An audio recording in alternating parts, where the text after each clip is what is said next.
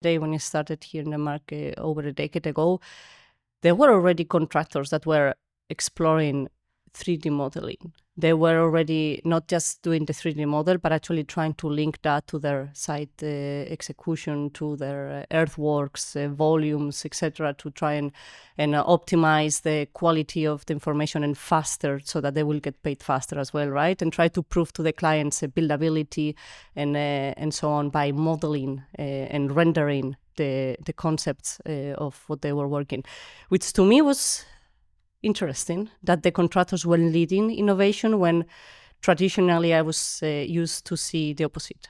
Innovation happened what I saw was happening in large corporations, in the office, not on site, in the side office with a lot of computers.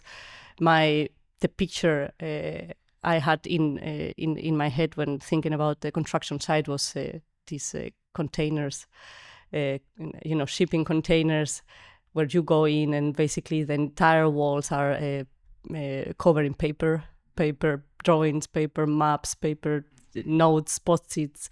And here, we are talking more than 10 years ago, I was stepping into the side office, and there was paper also, which it was still one of the tools used, but there were many screens everywhere, and the desks were full of screens of people working with screens, not just Excel sheets, but actually 3D models, and they were showing their colleagues, so you build this, and they were showing the 3D model sketch and everything. To me, that was impressive, that the contractors were ahead of the curve of innovation. Mm-hmm.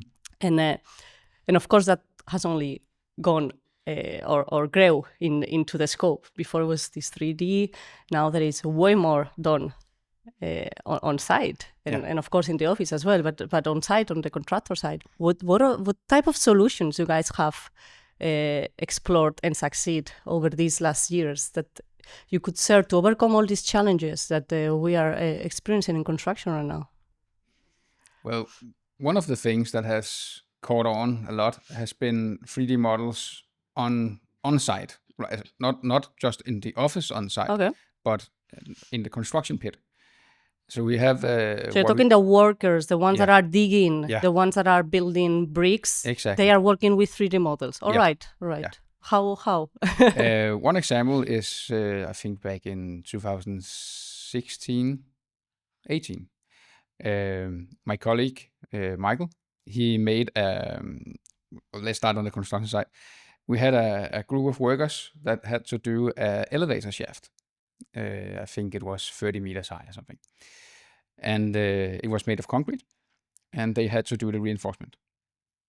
So Michael, he modeled all the reinforcement for them, because they only had 2D drawings. So he did it in 3D. And it was actually Polish workers, a skilled group of workers.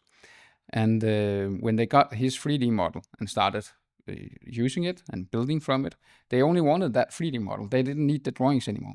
So when they got the papers, like, put that in the drawer. put that away, and we just need the 3D model.